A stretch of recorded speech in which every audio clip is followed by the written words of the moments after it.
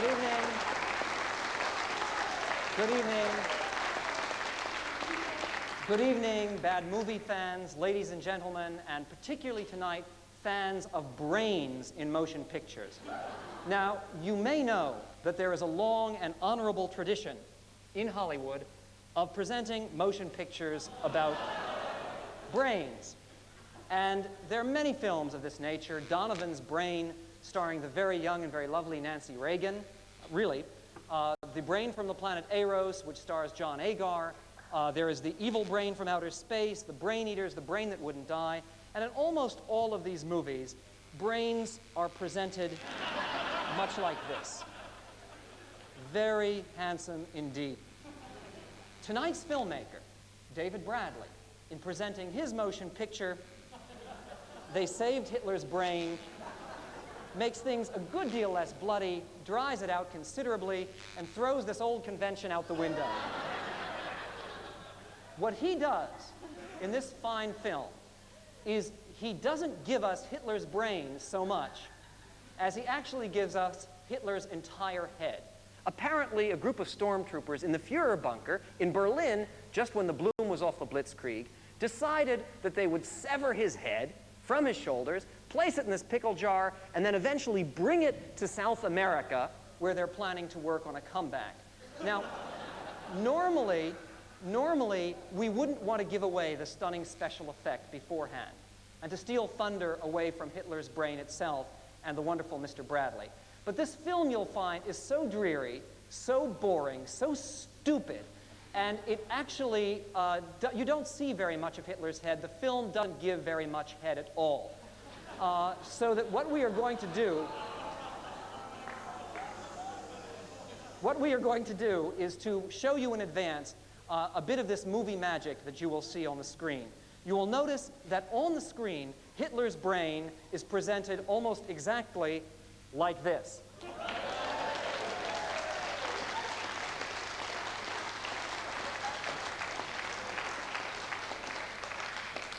Actually, I think our special effect here is a good deal better than the one on camera. Probably cost more too. But in any event, one of the things you will note is not only is Hitler beautifully preserved, as he is here, with nice hair in place and eyebrows and the whole thing, but he even has the opportunity to speak, though he only delivers one key line. Mach schnell! Here it is.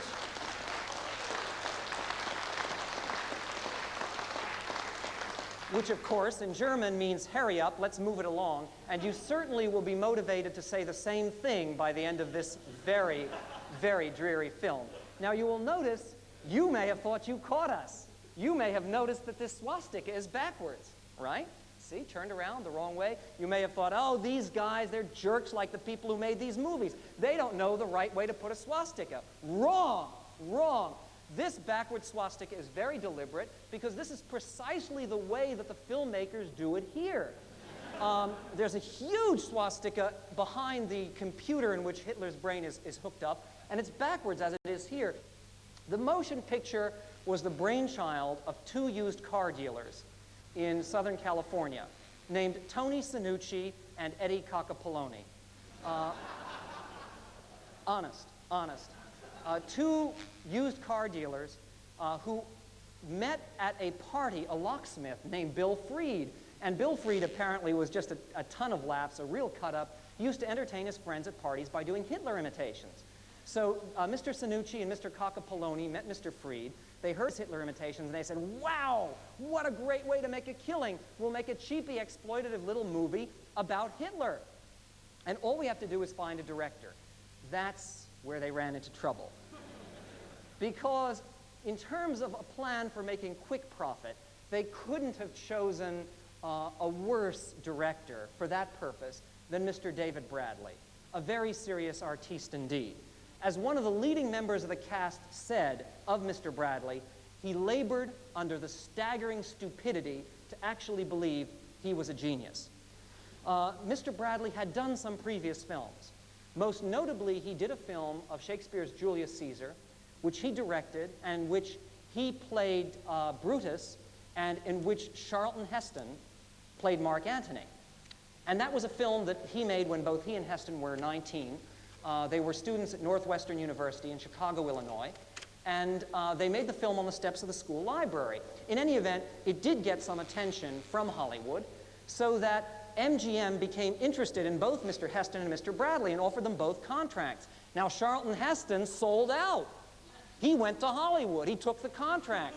And he went on to make dreary commercial films like The Ten Commandments and Ben-Hur and The Agony and the Ecstasy, whereas David Bradley maintained his principles, continued working as an independent filmmaker, and wound up making They Saved Hitler's Brain. Now, in terms of the stylistic elements, what to look for in David Bradley's mature style as represented in this fine film. David Bradley is, by all accounts, the Rembrandt of bad filmmakers. He works consistently in shadows and darkness. There are always figures looming up at you out of the gloom. In fact, most of the time you can't bloody well tell what's going on in the movie. The film is heavily atmospheric. Most of the action takes place not in Nazi Germany, it takes place in the South American country of Mandorras. And to establish the atmosphere of Mandorras, you will notice that virtually every interior you see in this unfortunate country, there is a sombrero on the wall.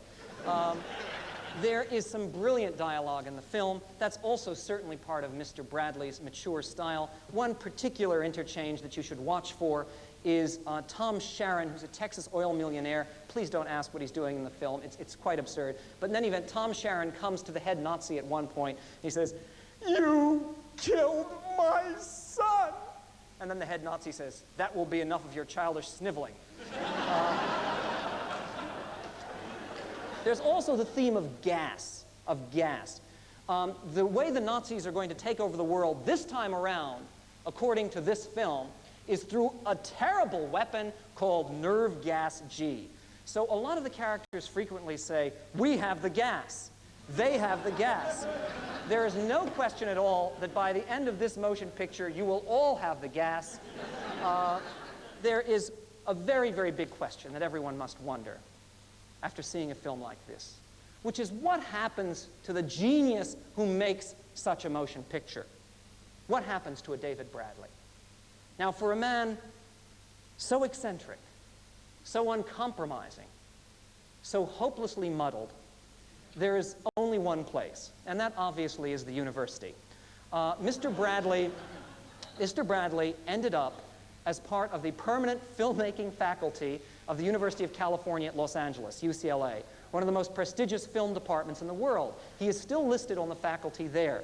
This is true. So if any of you, in watching this outstanding motion picture, are taken in by the style, the feel, the content, the raw emotion in this movie, and you yourselves have the gas, and you want to develop the same kind of style in your own film work, I'm sure that you'll want to sign up at UCLA to study under the great David Bradley so you too can make motion pictures such as They Saved Hitler's Brain.